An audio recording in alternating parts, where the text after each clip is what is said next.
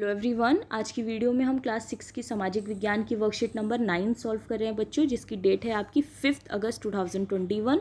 आज की वर्कशीट का टॉपिक है आपका लोग कहाँ रहते थे। ठीक है, स्टार्ट करते हैं। सबसे पहले है कि भोजन करते वक्त आपने कभी सोचा है कि आपके द्वारा खाए जाने वाले चावल और गेहूँ कब और कहाँ उगाए गए। ठीक है, तो जो भी चीज़ें हम खाते हैं तो हमारे मन में हमेशा विचार आते हैं कि इसकी शुरुआत सबसे पहले कहाँ हुई थी, कैसे हुई थी। तो इन सारी चीज़ों को ही हम इस वर्कशीट में देखेंगे। ठीक है, आइए इस प्रश्न का उत्तर दिए गए मानचित्र से ढूंढते हैं। जैसे कि मानचित्र दिया गया है और फिर है कि मानचित्र के उत्तर पश्चिम में सुलेमान और किर्थक की पहाड़ियों को ढूंढे। तो अगर आप उत्तर पश्चिम की तरफ देखो बच्चों, तो ये देखिए यहाँ पर आपकी किर्थर पहाड़ियाँ हैं और ये है आपकी सुलेमान पहाड़ियाँ। ठीक है, इस तरह से।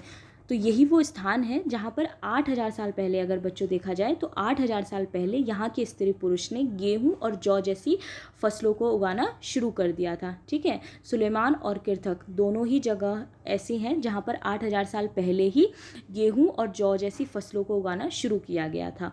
उसके बाद उत्तर पूर्व में गारो और मध्य भारत में विंध्य पहाड़ियों को देखिए।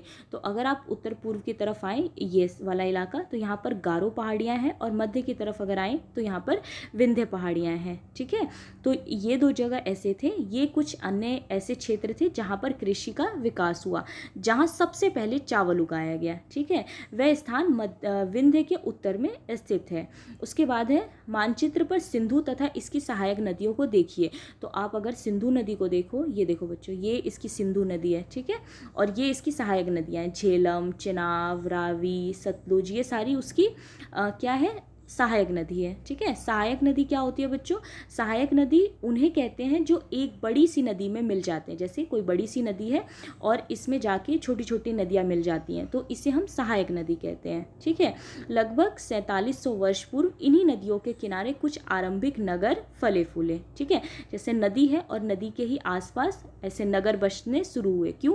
क्योंकि इससे उन्हें पानी आसानी से मिल जाता था और कृषि के लिए पानी आसानी से मिल जाता था और छोटे मोटे जो भी काम होते थे वो आसानी से हो जाते थे। इसीलिए सबसे पहले नगरों का जो विकास हुआ वो नदियों के आसपास हुआ।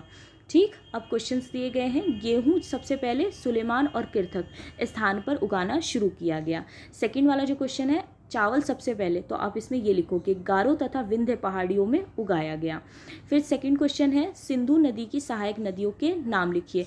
तो सिंधु नदी की सहायक नदियाँ झेलम, चिनाब, रावी, व्यास, सतलुज। ठीक है, और मानचित्र की सहायता से गंगा नदी की सहायक नदियों के नाम बताने हैं। तो यमुना, रामगंगा, गोमती, बागमती, गंडक, कोसी, सोन, ये सारे ही गंगा नदी की सहायक नदियां हैं। ठीक है, तो ये थी आज की आपकी वर्कशीट। आई होप आपको अच्छी लगी हो। Thank you so much.